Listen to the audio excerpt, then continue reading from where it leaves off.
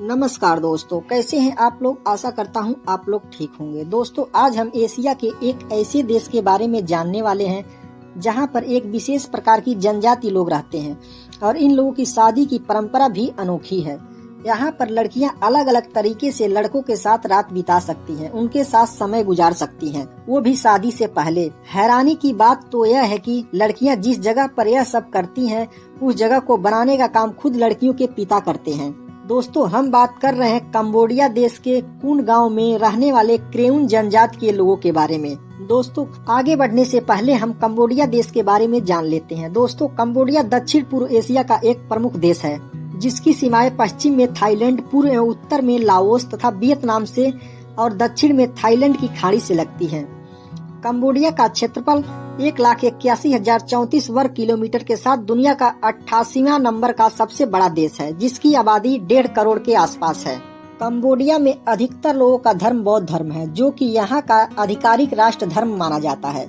इसके अलावा यहाँ पर हिंदू धर्म के लोग भी काफी बड़ी मात्रा में रहते हैं। कंबोडिया की आधिकारिक भाषा का नाम खमेर है और यहाँ का मुद्रा का नाम रील है। कंबोडिया को पहले कंपूचिया के नाम से जाना जाता था, जो बाद में बदलकर कंबोडिया कर दिया गया। और यहाँ की राजधानी नाम पनेह है, जो कंबोडिया का सबसे बड़ा शहर भी है। कंबोडिया पहले फ्रांस का कॉलोनी था, जो 1953 में फ्रांस से आजाद हुआ। कंबोडिया का राष्ट्रीय ध्वज दुनिया का एकमात्र ऐसा ध्वज है जिस पर सिर्फ इमारत बनी हुई है। कंबोडिया में बहने वाली प्रमुख मेकोंग नदी यहाँ की सबसे बड़ी नदी है, जिसकी लंबाई 4350 किलोमीटर है और इस देश की सबसे ऊंची चोटी फनोम है, जिसकी ऊंचाई 1813 मीटर तक है। कंबोडिया की अर्थव्यवस्था मुख्य रूप से वस्त्र उद्योग, पर्यटन और निर्माण उद्योग पर आधारित है और इस देश की प्रमुख निर्यात होने वाली वस्तुएं मछली और चावल है। हालांकि वर्ष 2007 में इस देश के समुद्र तटीय क्षेत्रों में गैस एवं तेल के विशाल भंडार की खोज की गई थी। तब से अनुमान लगाया जा रहा है कि अब यहाँ की अर्थव्यवस्था में काफी सुधार आ सकता है। कंबोडिया में 50% से अधिक लोगों की आयु 15 वर्ष या उससे भी कम है और यहाँ पर नया साल को बहुत ही धूमधाम से मनाया जाता है। कंबोडिया का अधिकांश क्षेत्र घने जंगलों से घिरा हुआ है। कंबोडिया में स्थित टनल सैप नामक झील वर्ष में 2 बार अपना प्रवाह बदलती है और इसी टनल सैप नामक झील के किनारे पानी में चोंग खनेस नामक गांव बसा है, जिसे तैरता हुआ गांव भी कहा जाता है।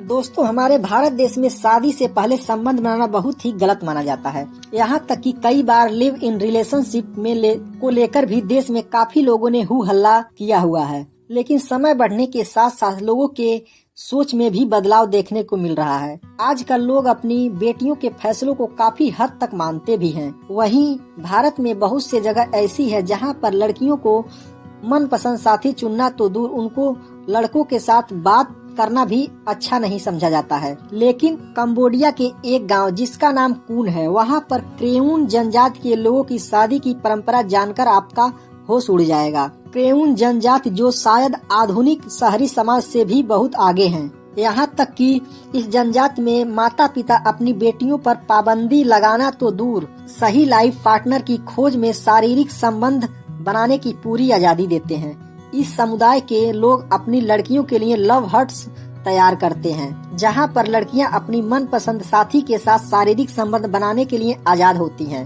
लड़की को जिस पुरुष के साथ संबंध बनाना सबसे अच्छा लगता है, लड़की का परिवार उसी पुरुष के साथ लड़की का शादी कराने का फैसला लेता है। ये परंपरा यहाँ पर सदियों से इन जनजाति लोगों का हिस्सा रहा है और आज भी ये लोग इसको मानते हैं। इस जनजाति की प्रथा के अनुसार जैसे ही लड़की युवा अवस्था में आ जाती है, उसके लिए घर से दूर एक अलग छोटी सी झोपड़ी बनाई जाती है, जिसे लव हट्स कहा जाता है। इसके बाद लड़की को उसके समुदाय के लड़कों से मिलने की आजादी दी जाती है।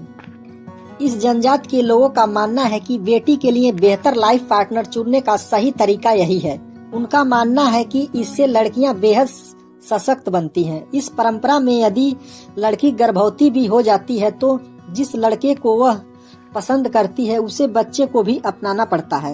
यह परंपरा इस समुदाय के लोगों का कितना गहरा हिस्सा है, यह इस बात से समझा जा सकता है कि किसी एक लड़के को चुने जाने के बाद भी बाकी लड़के लड़की के फैसले का सम्मान करते हैं और वे बिना किसी दुख अफसोस के उस लड़की के विवाह समारोह में भी शामिल होते हैं। दोस्तों, आजादी और सशक्तिकरण के लिए दी गई यह परंपरा बहुत ही खतरनाक भी साबित हो सकती है।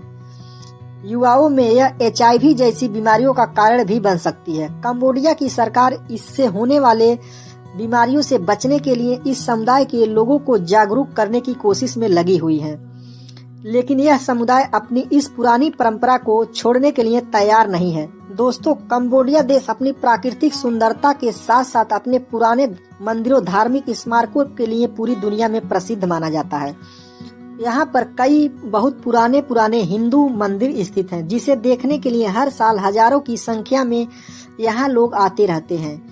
उन्हीं मंदिरों में से एक है यहाँ का अंकोर वाट मंदिर, जिसे दुनिया का सबसे बड़ा धार्मिक स्मारक कहा जाता है। यह मंदिर 162.6 हेक्टेयर में फैला हुआ है।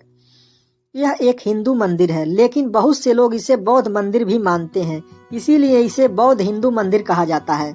यह मंदिर कंबोडिया के अंकोर में स्थित है, जिसका पुराना नाम यशोधरपुर था। इस मंदिर का निर्माण 1112 से 53 ईस्वी में सम्राट सूर्यवर्मन द्वितीय ने करवाया था। मिकांग नदी के किनारे सिमरिप शहर में बना यह मंदिर आज भी दुनिया का सबसे बड़ा मंदिर है। कंबोडिया के राष्ट्र ध्वज में भी इसी मंदिर को दिखाया गया है। यह मंदिर मेरू पर्वत का भी प्रतीक माना जाता है।